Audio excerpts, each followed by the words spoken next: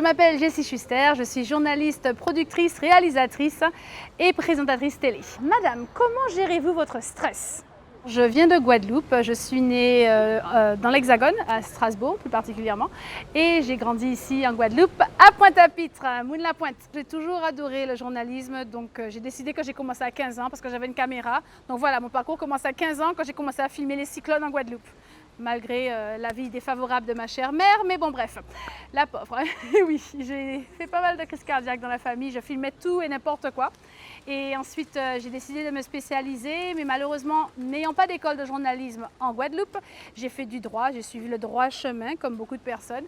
Ensuite, j'ai fait de l'histoire de l'art, après j'ai fait de l'archéologie, et ensuite, j'ai vraiment réalisé, bon, ce que je veux faire, c'est du journalisme, c'est le moment. Je suis partie aux États-Unis, j'ai été à l'université de Miami-Dade, là-bas, j'ai fait 2 ans, j'ai même été la meilleure élève de journalisme de toute la fac. Oui, quand on aime quelque chose, on s'y met à fond. Et ensuite, j'ai gradué 2 ans après de University of Miami, donc à Miami. Alors, en général, on arrive quelques heures avant l'émission, 1 heure et demie. Générique, 14 secondes. Ensuite, on retrouve Rio et Jessie en plateau. Avec le premier invité. On appelle le conducteur effet. Donc, le conducteur, c'est ceci. C'est le déroulé en fait de l'émission, on vient de le faire avec tout le monde et là je retourne au maquillage. La principale difficulté, je dirais, alors aux États-Unis, c'était le côté un peu macho du milieu audiovisuel. Souvent, à cette époque, c'était les grosses caméras, les gros trépieds. C'était assez un monde d'hommes, en fait. Donc, quand on faisait les tapis rouges, moi, j'arrivais avec ce qu'on appelait à l'époque des flip caméras. C'était les ancêtres des iPhones, on va dire. Donc, c'était des toutes petites caméras, mais ça avait un très beau rendu. C'était en HD. Donc, personne ne nous prenait au sérieux. Mais c'était vraiment le début d'Internet. YouTube venait de commencer. Donc, on filmait, en fait, avec des petits équipements. Et souvent, j'étais prise un peu à part par rapport aux autres collègues qui pensaient que je m'y connaissais pas ou que j'étais une petite, donc j'avais droit aux petits noms genre Sweetie, Honey, Pumpkin, où ils me disaient tu veux qu'on t'aide, tu veux qu'on porte ça pour toi, mais c'était pas le côté un peu chevalier, c'était plus un peu le côté moqueur, dans le sens où nous on est des caméramans, tu vois, on a les biceps qui vont avec, et toi tu arrives avec ton petit joujou et tu te prétends être journaliste, alors que j'avais les mêmes formations, j'avais la même expérience, donc c'était ce côté un peu macho. Ça y est, je suis prête, nous allons aller sur le set. C'est ici, le reste de l'équipe.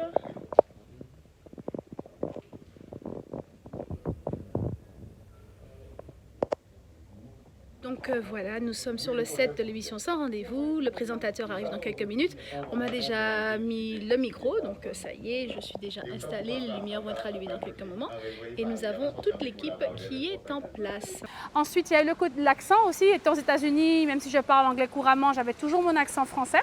Donc parfois, il y a des professeurs à l'époque qui m'ont dit tu ne seras jamais à la télé parce que tu as un accent français, tu dois avoir, you have to have an American accent. Je ne l'avais pas et ils avaient tort car j'ai eu ma première émission à la chaîne publique américaine en prime time en plus avec mon accent. Donc je pense que c'était ça. En Guadeloupe, je dirais que c'est plus au niveau s'adapter au journalisme français qui est différent du journalisme américain. Donc j'apprends un peu tous les jours, mais ce n'est pas vraiment un challenge, c'est plus une nouvelle opportunité d'apprendre. J'aime beaucoup le monsieur. Alors là, par exemple, je viens de voir un monsieur que j'ai vraiment très envie d'interviewer, mais il est occupé. Mais on va quand même essayer. Let's go. Bonjour. Bonjour. Tu vois, c'est ça qui est intéressant, on va à la rencontre des gens, il y a des personnalités tellement différentes. C'est enrichissant, ça donne de l'énergie et c'est bien d'aller à la rencontre du public. C'est quelque chose que je n'ai pas fait depuis des années et je kiffe en fait. J'adore être à Pointe-à-Pitre et rencontrer du monde, c'est génial. Alors mon quotidien, c'est qu'il n'y a pas de quotidien. C'est ça que j'aime dans ma profession, dans ma vie. Par exemple, maintenant, je ne sais pas ce que je ferai demain matin ou après-demain. Dépendant des reportages, dépendant des tournages, dépendant du temps, tout change un peu. Donc, de manière générale, je dirais que je tourne tous les 2 jours. Je suis en freelance, donc dépendant des contrats. Donc, je peux être derrière la caméra, devant la caméra. Je peux être à l'écriture. Je peux écrire un article pour un média aux États-Unis le matin en me réveillant. 2 heures plus tard, je peux me trouver sur la plage en train de faire un tournage en Guadeloupe. 1 heure après, en séance maquillage pour un photoshoot l'après-midi. Pendant 2 jours, je peux avoir 2 jours off. Ça arrive très rarement, mais ça dépend vraiment de ce qu'on me demande en fait. Alors le métier de journalisme n'est pas accessible à tous. Je pense que chaque personne doit avoir assez de sincérité et d'honnêteté envers soi-même, à savoir est-ce que j'ai ce qu'il faut pour être journaliste? Est-ce que je veux être journaliste reporter d'image? Est-ce que je veux être sur le terrain? Ça veut dire beaucoup de patience, beaucoup d'énergie physique et mentale, être à l'écoute, avoir de l'empathie et ce n'est pas donné à tout le monde. Je pense que chaque métier a vraiment des spécificités bien propres et il faut vraiment être honnête avec soi-même. Est-ce que c'est ce qui me plaît? Il faut beaucoup de passion dans le journalisme et surtout ces jours-ci parce que tout le monde s'invente journaliste dès qu'ils ont un réseau social, ils ont l'accès en fait. Donc pour eux, tout ce qu'on dit, c'est je suis journaliste. Alors que non, il y a une formation, il y a des années d'études, il y a des codes à respecter, il y a des éthiques à respecter également. Donc je ne pense pas qu'il soit accessible à tous, mais pour ceux qui le veulent vraiment, oui, tout à fait, c'est un rêve, allez-y, foncez. Bonjour monsieur, je fais un petit micro-trottoir pour Guadeloupe Première. Vous voulez répondre à quelques questions? Ça prend 1 minute. Est-ce que vous êtes accro aux écrans et pourquoi? Comment expliquez-vous les passionnés de carnaval? Est-ce que vous en êtes un? Est-ce que vous comprenez? Vous comprenez pas? Que pensez-vous des concours de Miss et de Mister? Let's go! Voilà, toujours, même si avec le masque on sourit, ça marche toujours, c'est bien. Au niveau actualité, c'est un peu compliqué grâce à notre cher ami Covid-19 parce qu'en fait, je faisais aller-retour entre les États-Unis et la Guadeloupe. Vu qu'il n'y a pas d'avion, je suis en Guadeloupe, mais j'ai le plaisir de pouvoir continuer à exercer ma profession. Donc, je suis avec Guadeloupe Première en ce moment. Je travaille sur une émission qui s'appelle Sans rendez-vous. Je suis chroniqueuse et également journaliste dessus. J'ai présenté le carnaval malgré le fait que c'est pas la même chose cette année, mais j'ai eu le bonheur de le faire pour cette saison de manière différente. Et j'ai aussi une émission musicale qui s'appelle Top 10 qui présente en fait les 10 meilleurs clips du moment. Ça permet de donner aussi donc un outlet aux artistes locaux parce que c'est très important pour moi de mettre en avant nos artistes locaux. On a énormément de talent. Donc c'est une émission qui me tient à cœur et je continue de faire du freelance aux États-Unis en faisant des articles à l'écrit que je peux leur envoyer là-bas. Parce que le télétravail là-bas, ça date depuis 2, 3, 4 ans. J'ai pu bosser avec certaines compagnies depuis 2 ans sans mettre les pieds dans le bureau, quoi. Donc voilà. Bonjour Hello, à toi. bonjour, Maxence, c'est Oui, ça? c'est bien ça. Ok, bah donc Jessie, je Enchanté. suis journaliste depuis plus de 15 ans maintenant. J'étais aux États-Unis, maintenant je suis en Guadeloupe. D'accord. Et aujourd'hui, on va faire notre petit micro-trottoir ensemble. Ok. Et toi, donc tu es étudiant, tu es Oui, je suis stagiaire? étudiant en première année de licence, D'accord. économie et gestion. Et Bien. à côté, je suis créateur de contenu digital. Ah, mais c'est Autrement dit, super! Influenceur. Ah bah tu vas être familier avec tout ça Voilà, alors. c'est ça, c'est ça. C'est très bien. Donc là, le micro-trottoir, c'est pour Guadeloupe la première, c'est pour leur émission Sans rendez-vous. Et tu vas partir à leur rencontre? Ok, y a pas de souci. Ça va, t'es pas trop nerveux? Pas du tout. Alors là, Eh ben, pas on y du va. tout. C'est ça que tu dis pour le moment. Allons-y. Alors, la première question, remets le micro un petit peu plus haut. Ok. Comment gères-tu ton stress? Question, te considères-tu accro aux écrans et pourquoi? Comment peux-tu expliquer à quel point les gens sont passionnés de carnaval? Pourquoi tu penses que les gens sont si passionnés? Très bien, dernière question, que penses-tu des concours de Miss? Eh bien voilà, donc en fait, ça a l'air tout simple. Mais une fois qu'on a la question devant soi, on réfléchit, tu as toutes les idées qui viennent en même temps. Qu'est-ce que tu as pensé? Alors, il faut aller, faut vraiment être au contact des gens, être fluide. Parce que certaines personnes vont être stressées, il faut savoir les rassurer. Et oui, moi je suis prêt, il n'y a pas de souci. Ok, ben alors tu vas poser les prochaines questions. Tout de suite. Allez, on y va. Ah oui, bah oui, hein, tout de suite. Donc du coup, est-ce que j'aurais une petite feuille pour me souvenir des questions? Non, ça fait partie du métier aussi, il faut que je te le rappelle, t'inquiète pas. D'accord. Je vais leur demander.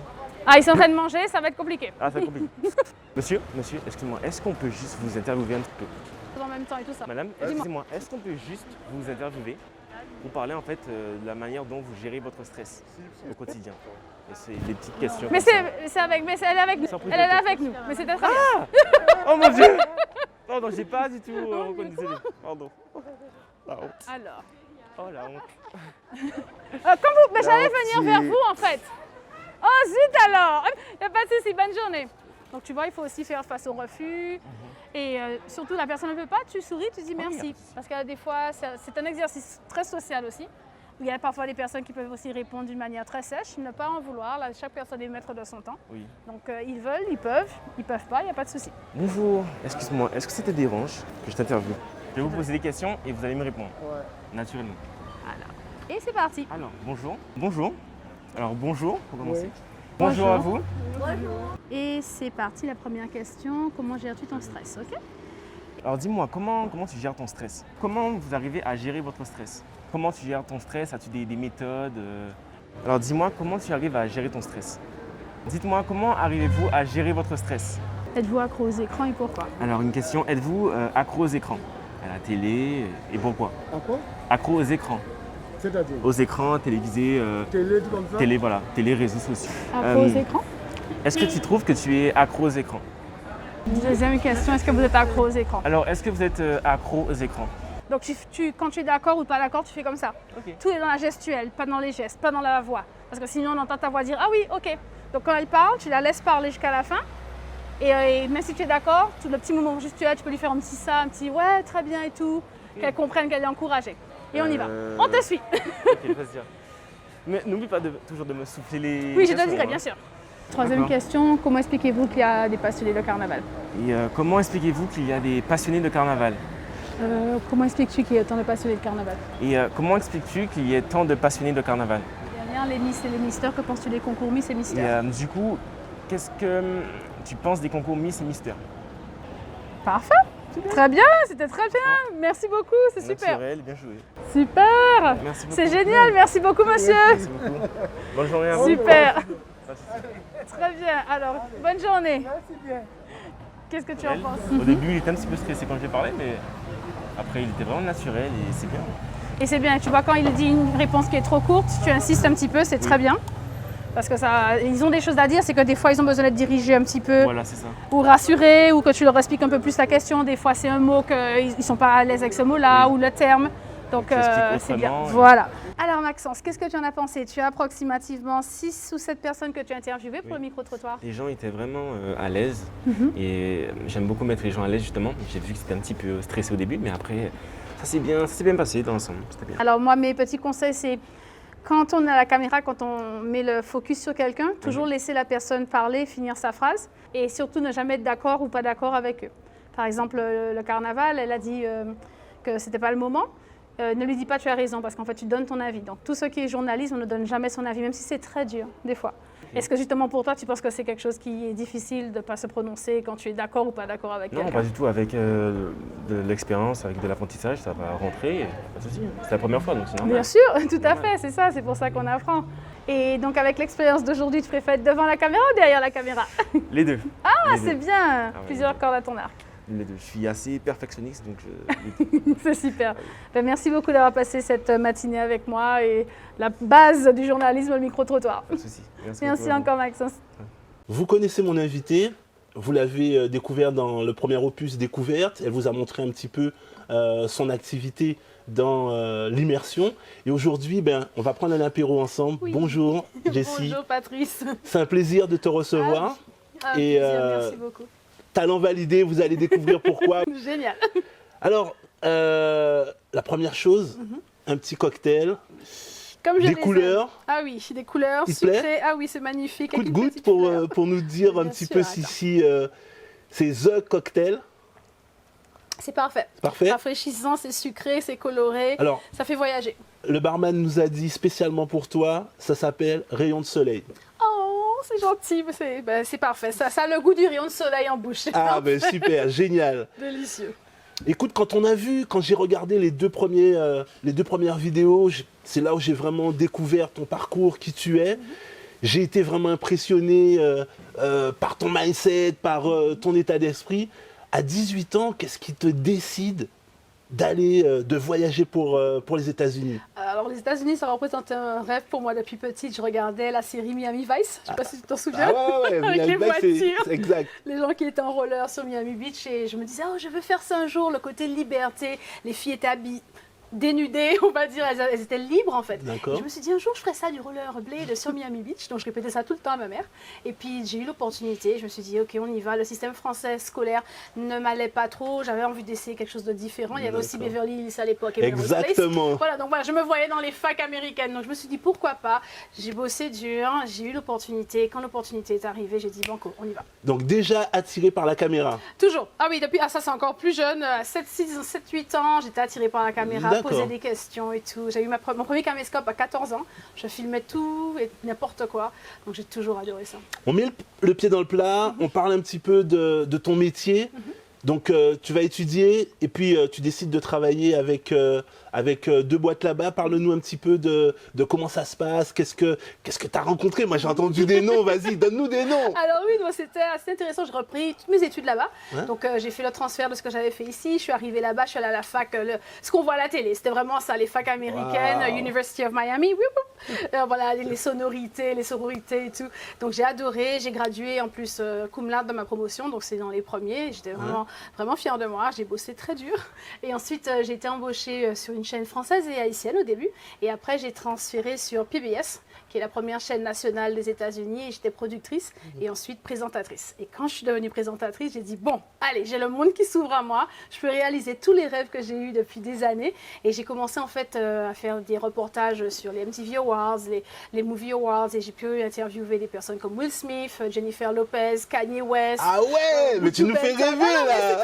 C'était génial. Il y avait aussi les Sean Paul à l'époque. En fait, tout ce qui était sur la toile, que ce soit cinéma, que ce soit musique, art, ils étaient là, dispo, et je pouvais les interviewer.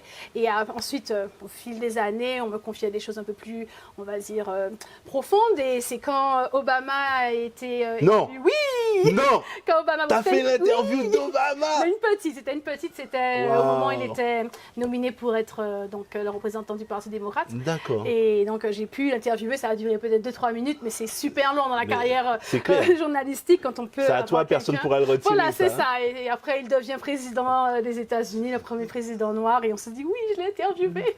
C'est génial. Donc j'imagine que c'est la personnalité qui t'a le plus impressionné. Pour lui, oui, au niveau politique, Politique. oui. Je dirais au niveau acteur, c'est Will Smith. Will Smith. Oui, parce qu'il avait un charisme incroyable, il a pris son temps, respectueux des journalistes, parce que c'est un métier qui est quand même difficile. On voit peut-être 1 minute d'interview, mais ça fait 7 heures qu'on est sur un tapis rouge en talons, en train d'attendre que la personne arrive. Et il arrive et il prend son temps, quoi.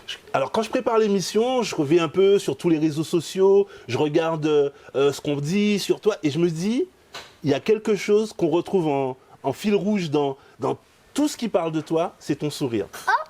On voit un magnifique sourire, donc là je commence à comprendre, présentatrice, etc. Et sincèrement, alors toi qui as beaucoup voyagé, qu'est-ce qui t'a donné envie de revenir en Guadeloupe?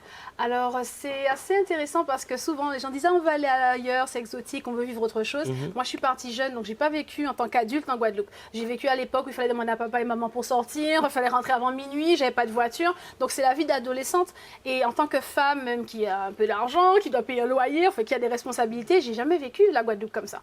Donc, pour moi, je me disais « Bon, où est-ce que je peux aller après ?» Ça fait déjà presque 18 ans que je suis aux États-Unis. Je pensais à Thaïlande et je me suis dit « Mais la Guadeloupe, en fait, représente pour moi ce côté challenge que représentent les autres pays pour les Guadeloupéens. » Et je me suis dit, ma famille me manque, c'est le moment. J'ai envie de rentrer. Et ce que j'ai pu faire à Miami, j'ai envie de le faire ici aussi, pouvoir aussi inspirer des jeunes, discuter, avoir des challenges professionnels. Et l'occasion s'est présentée. Le Covid est aussi arrivé, donc je suis venue, je suis restée. J'ai aucun regret. Pour le moment. Alors, Z-Talent, c'est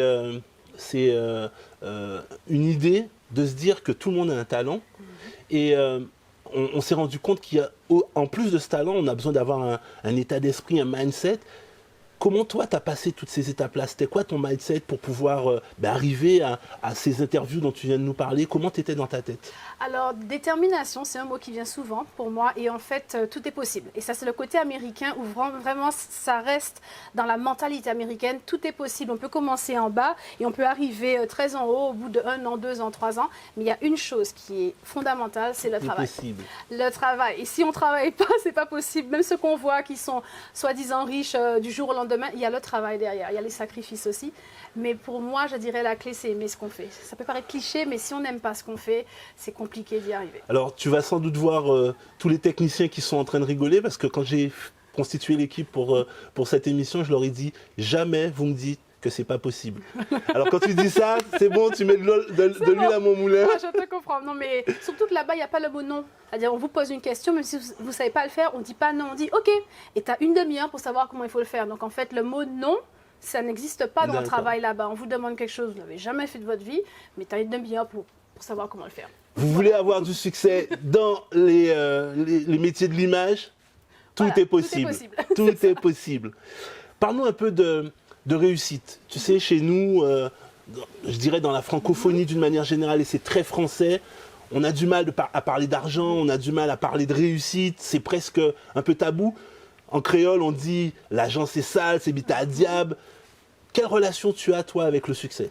Alors, je n'associe pas le succès à l'argent, malheureusement, parce que j'ai rencontré des gens, même dans mes interviews, milliardaires qui étaient les plus misérables du monde. Donc, j'ai compris à travers mes expériences que l'argent, la célébrité aussi, n'emmène pas nécessairement le succès.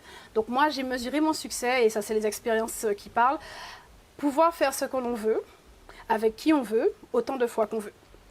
Quand on veut. Et j'adopte. Sincèrement, je crois que cette émission-là, on va la reprendre en boucle parce que c'est exactement ça peut être quelque chose de l'état simple. d'esprit. Prendre un petit cocktail avec vous en pleine semaine, prendre 1 heure de temps à regarder le lever du soleil avec sa famille. Des petits moments, en fait, pour moi, qu'on va garder en soi. Et pas nécessairement le matériel, parce que le jour où on part, le matériel, lui fait quoi? C'est clair, ça reste quand on là. dit, ouais, j'ai une grande maison, mais c'est pas nécessairement à toi, c'est la banque, tu la repayes, tu payes tes traites chaque mois, donc la maison ne t'appartient pas non plus. Donc pour moi, c'est les moments de vie. C'est ça pour moi le grand succès, que tu sois nourri de ces moments de vie. Je vais peut-être dire quelque chose de désagréable, mais aujourd'hui, avec cette culture des téléréalités, nos jeunes, ils ont tous envie d'être en face des caméras. Et j'imagine qu'en regardant notre émission, il y en a qui vont se dire « J'ai envie de faire ça ».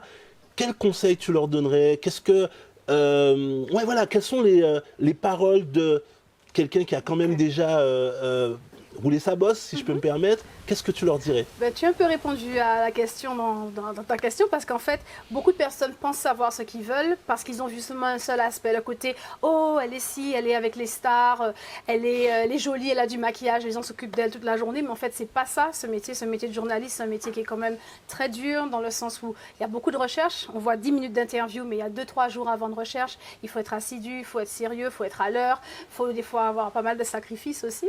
Et comme je le disais, c'est des fois 1 heure, 2 heures. J'ai passé un jour 12 heures à attendre Mary J. Blige sur un tapis rouge pour finalement, à la fin, elle n'avait pas envie de sortir de sa voiture, elle n'a pas fait d'interview. Donc en fait, c'est des petites choses comme ça, mais il faut savoir vraiment avoir cette détermination et ne pas penser seulement que ce qu'on voit sur les réseaux sociaux, c'est la réalité, parce que c'est pas la réalité. C'est juste une petite vitrine de ce qui pourrait être, mais il y a derrière, il y a ça derrière, quoi. Alors, on nous a présenté le cocktail, t'as mis en avant les couleurs, je regarde ta tenue très très très en couleurs. Je vais te parler un peu de carnaval, c'est ton petit, la petite chose qui vient inévitablement quand on parle de Jessie. C'est quoi cette relation que tu as avec le carnaval? C'est une histoire d'amour. Je crois que c'est le plus grand amour de ma vie. Non, parce qu'en fait, toute petite, je me souviens, c'est la musique qui a commencé, la coq à lambi, quand tu étais à la maison, tu entendais ça, le fouet. C'est quelque chose, en fait, pour moi, qui a toujours eu une connexion avec peut-être, on dira, les ancêtres, l'histoire. Mais ça me fait quelque chose en moi, c'est incroyable et c'est difficile à décrire. Et j'en ai fait une passion. J'adore me déguiser, que ce soit les groupes à peau, bon, c'est les tenues bien sûr, déguisement Trinidad, déguisement Miami. Et j'aime en fait la liberté qu'on a pendant quelques heures d'être qui on est vraiment. Que ce soit en tant que femme, on a envie d'être sexy pendant 2 heures, on est habillé un peu dénudé, mais en fait on est libre de le faire quand on est dans les groupes à peau. Il y a une espèce de puissance en soi qui vient de... C'est magique en fait, et pendant des heures, on est libre de faire ce qu'on veut et d'avoir les gens autour de soi, ça crée une espèce d'énergie, de partage, il faut le vivre. Bon, tu vas venir débouler avec moi. C'est d'ailleurs le sujet de ta dernière production, de ton dernier documentaire qui parle justement de cette relation entre Trinidad, le carnaval de Trinidad, la Guadeloupe. Parle-nous un petit peu. Alors, quand j'ai déménagé à Miami, j'avais besoin de me sentir caribéenne parce que la Guadeloupe, on est en limbé, on connaît ça très bien, on veut rentrer chez soi. Et j'ai découvert le carnaval caribéen qui est donc d'influence anglophone, Trinidad, Barbade, etc. Et mes amis m'expliquaient comment ça se passait. C'était complètement différent du nôtre. Les gens dansaient l'un sur l'autre à moitié des nus. Je comprenais pas trop. Et après, j'ai compris en fait leur tradition. Et en faisant des recherches, j'ai réalisé que la tradition trinidadienne était liée à la tradition guadeloupéenne. Qu'en fait, faut voir le documentaire, mais en fait, il y a beaucoup de personnes qui sont parties de Martinique, Guadeloupe, qui sont parties à Trinidad et qui ont emmené la tradition du carnaval avec eux. Et ça commence à se développer comme ça. Les premiers carnavals en fait à Trinidad ressemblent beaucoup à nos carnavals groupe à peau ici. Donc je me suis dit, mais attends, mais même les Trinidadiens ne savent pas ça. Donc j'ai décidé de faire un lien entre la Guadeloupe et Trinidad. J'ai ramené une Trinidadienne en Guadeloupe pour expérimenter les déboulés. D'accord. Et ensuite on est parti à Trinidad pour vivre le carnaval paillettes, plumes, petits soutiens et tout. Et en fait on voit vraiment les liens qui nous unissent et on comprend un peu mieux leur culture parce que quand on la voit comme ça, on voit tout de suite, oh mon Dieu, il y a beaucoup de nudité, des petites plumes, qu'est-ce que ça veut dire? Et je voulais montrer que c'était pas que ça non plus. D'accord. Voilà. Alors moi j'ai pu voir que des petites brides. Où est-ce qu'on peut voir ton documentaire? Alors, Comment ça se passe? notre cher ami le Covid qui peut bousculer tout cela, il devait être dans les festivals les derniers mois. Malheureusement, ça n'a pas pu l'être. Donc là, le programme, c'est de le passer en télé dans les prochains mois, mais j'attends la confirmation. D'accord. Bah écoutez, on va voir si on arrive à vous donner quelques petites images, quelques petites vidéos. Et puis, vous allez retrouver le lien de Jessie pour la voir sur les différents réseaux sociaux. On arrive au moment du The Question. Ça y est, j'ai peur. Je voudrais te montrer, je cherche une image, je voudrais te montrer une image et que tu nous dises un petit peu ce que ça t'inspire. Oh my God. Non, tu vas... En général, c'est moi qui fais ça. Alors, vous allez la voir à l'écran avant elle. Oh my God, oh, le Phoenix. Ah oui, c'était un très beau carnaval à Miami il y a 2 ans. Et j'étais reine du carnaval de Miami avec ce costume. Voilà. D'accord. Et il s'appelait le diodon, donc en fait c'est le poisson porc épic, le poisson... Ah, il y a un nom en français.